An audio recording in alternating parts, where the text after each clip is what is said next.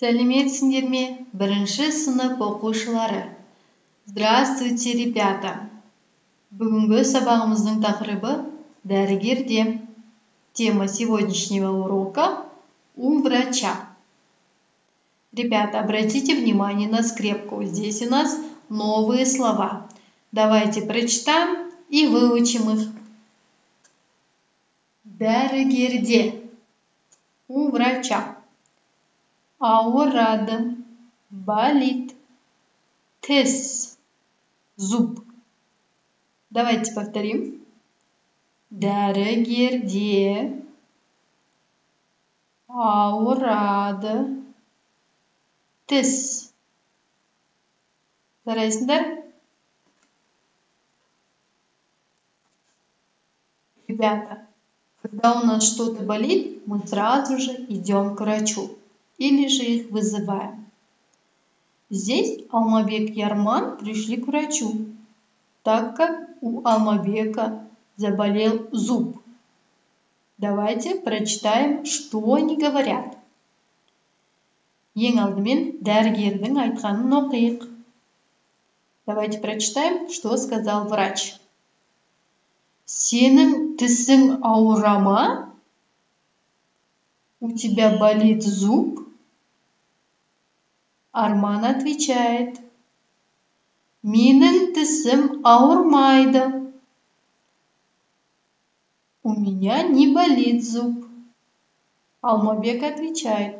Менің тісім ауырады. У меня болит зуб.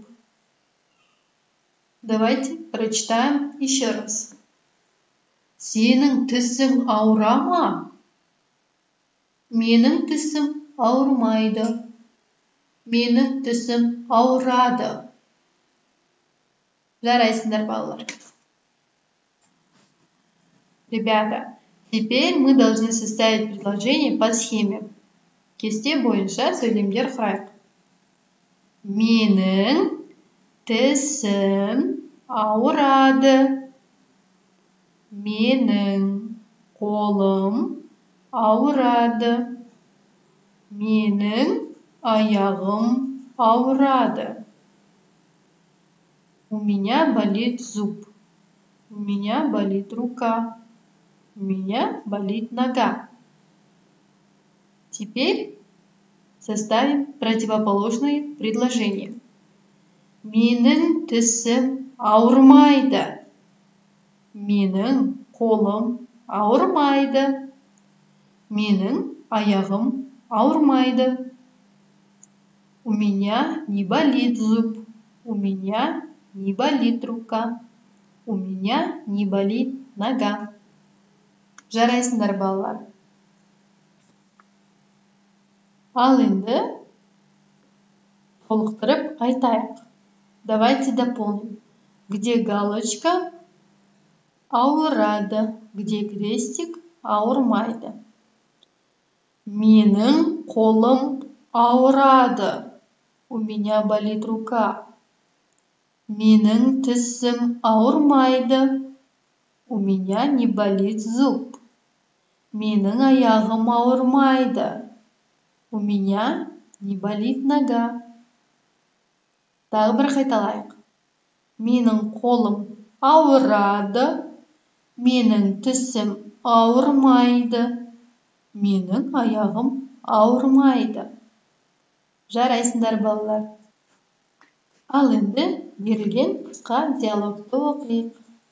Давайте прочитаем маленький диалог. Сенің тісің ауыра ма? У тебя болит зуб? Я ауырады. Да, болит. Сенің тісің ауыра ма? У тебя болит зуб? Жоқ, ауырмайды. Нет, не болит. Жарайсыңдар, балалар. Тағы бір оқиық. Сенің тісің ауыра ма? Я, ауырады. Сенің тісің ауыра ма? Жоқ, ауырмайды. Осымен, балалар, сабағымыз аяқталды. На этом наш урок окончен. Сау болыңдар, балалар. До свидания, ребята.